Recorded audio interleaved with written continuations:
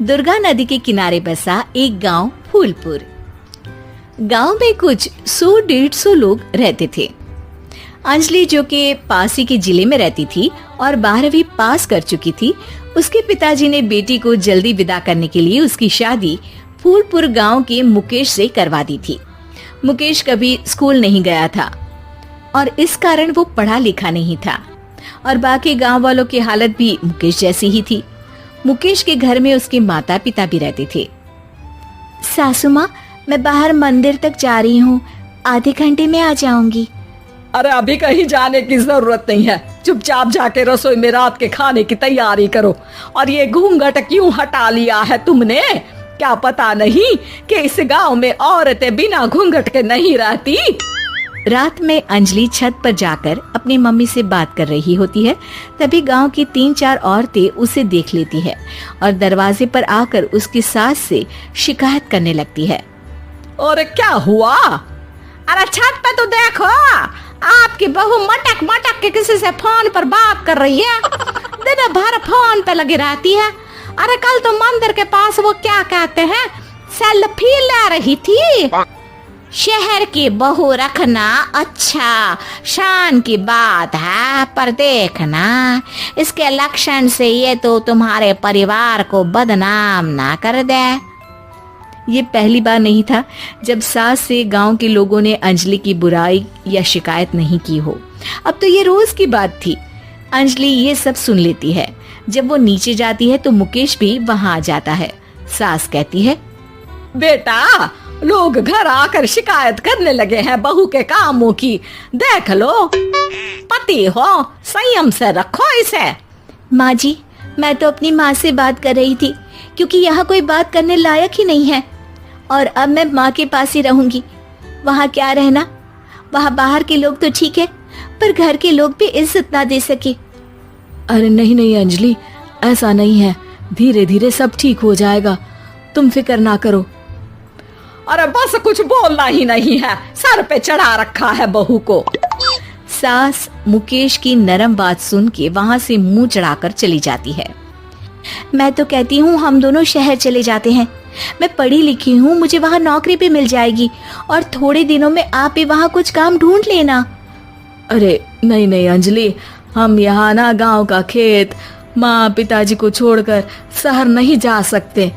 माँ पिताजी को कैसा लगेगा और गांव वाले क्या सोचेंगे? ये कहकर मुकेश सोने चला जाता है और अंजलि की गांव वालों द्वारा बुराई का सिलसिला बहुत दिनों तक चलता ही रहता है। लेकिन अंजलि गुस्सा ना दिखाते हुए समझदारी से काम लेती है। बारिश का मौसम चालू हो जाता है। जोरदार बारिश से पूरे गांव में हाहाकार मच जाता है। दुर्गा नदी में बाढ़ आ जाती है और बाढ़ का पानी पूरे गांव की फसल तबाह कर देता है। फसल की ये हालत देखकर गांव वाले निराश हो जाते हैं और बात तो यहाँ तक पहुँच जाती है कि कुछ लोग तो अंजलि को इस सब का दोषी ठहरा देते हैं। अरे पूरी फसल तबाह हो गई, पता नहीं किसकी नजर लग गई है। अरे जब से चौधरी परिवार में ये शहर की बहू आई है ना, तब से ही गांव की शांति चली गई है। इसके कर्म कांड से माँ दुर्गा नदी भी खुश नहीं है। ये सब सुनकर बेचारी अंजलि रोते हुए अपने घर चली जाती है। कुछ दिन बाद सभी गांव वाले अपनी फसल का मुआवजा लेकर अपने अपने घर आते हैं। मुकेश भी 1500 लेकर आता है। अंजलि को जब पासबुक दिखाता है तो अंजलि हैरान हो जाती है। अरे, ये पासबुक में तो उन्होंने 4000 की एंट्री करी है और आपको सिर्फ 1500 दिए। सच में? अरे वो सरकारी अफसर आपको बेवकूफ बना रहे हैं। सरकार की तरफ से हमें 4000 मिले हैं, लेकिन बाकी का सारा पैसा खुद ही खा रहे हैं। आप लोग के अनपढ़ होने का फायदा उठा रहे हैं। ये सब सुनकर मुकेश परेशान हो जाता है, लेकिन अंजलि उसे हिम्मत से काम लेने को कहती है और सुबह होते ही मुकेश को पंचायत कार्यालय ले जाती है और साथ में गांव के और लोगों को भी। आप सरकारी बाबू क्या गांव के लोगों को बेवकूफ समझते हैं? आपको क्या लगता है ये पढ़े लिखे नहीं है तो आप कुछ भी मनमानी करेंगे? ये बेचारे दिन रात इतनी मेहनत करते हैं, ये हमारे अन्नदाता हैं और आप इनके साथ ऐसा धोखा करते हैं। अरे क्या बके जा रही है ये लड़की, किस धोखे की बात कर रही है? अपने कांड करके नदी माँ को नाराज करके हमारा नुकसान करके इसे चैन नहीं मिला क्या? सरपंच जी, इन सरकारी बाबू ने मुझे बेवकूफ बनाया है और मेरे हिस्से के पैसे खुद चट कर गए। बस ये सुनते ही सरपंच वहाँ से दुम दबाकर भाग जाता है।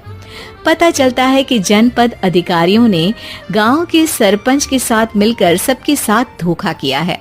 सब लोगों का विरोध शुरू हो जाता है और आखिर में अधिकारी सब गांव वालों के हिस्सों के बचे हुए पैसे उन्हें लौटा देते हैं और कई दिन तक सरपंच गांव में लौटता ही नहीं। अंजलि, तुम नहीं होती तो हम गांव वालों को तो पता ही नहीं चलता कि ये हमें हर बार बेवकूफ बनाते हैं। हाँ हाँ अंजलि बेटी, हमें माफ कर दो। हम सब तुम्हें बुरा भला कहते रहे, लेकिन तुमने ही आज हमें बेवकूफ बनाने से बचाया है। हमें तुम पर गर्व है बेटी। अब समझ आया कि सरपंच तुमसे नहीं, तुम्हारे पढ़े लिखे होने से नफरत करता था। क्यों ना इस बार हम अंजलि को ही सरपंच पद के लिए चुन ले? क्या कहते हो गांव वालों? पढ़ी लिखी सरपंच। बस पूरा गांव अंजलि के लिए ताली बजाता है और अंजलि की सास उसे खुशी से गले लगा लेती है।